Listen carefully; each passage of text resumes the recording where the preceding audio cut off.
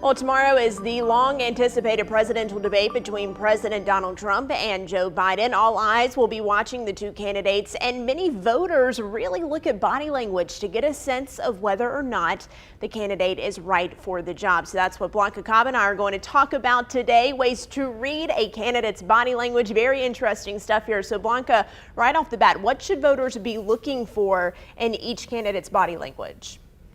You want to look for congruency. So you want to know that what they're saying versus what they're showing matches up. So you're going to be looking at their face and their hands and their posture and their body position. And the reason that congruency is so important because it gives you confidence that they mean what they say.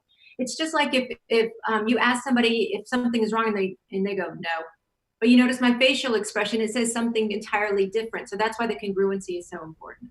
Yeah, and you touched on this, but body language isn't just a gesture. We can really pick up so much from what someone does. So what are some body language signs to look out for during the debate? You want to think about the hot buttons. What is it that is going to unnerve a candidate? So when people don't like something, some things that you might see is they might close their eyes briefly, but it could be an extended long blink because they're shutting out what they're hearing or what they're hearing or what they're saying. Also tight lips, or they can purse their lips out like this. Sometimes people will pull back just a little bit, or you can see that furrow in the eyebrow. And the reason this is important because pay attention to what the topic is and what the conversation is, and that lets you know what's sensitive to that candidate.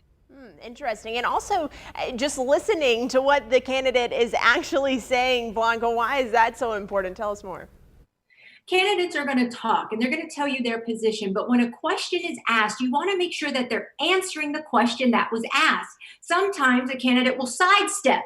They're not going to answer that question. They're going to take you in a different direction because that's where they feel comfortable or they feel confident answering. Also, when they answer the question, it gives the voter trust and confidence of the candidate, and pay attention to the words that they use. So you want to make sure that if it's a strong candidate, they're going to say words like am and are and will versus think or probably or maybe, because that doesn't give you as much confidence. So you really have to pay attention to the words that they're using. Yeah, those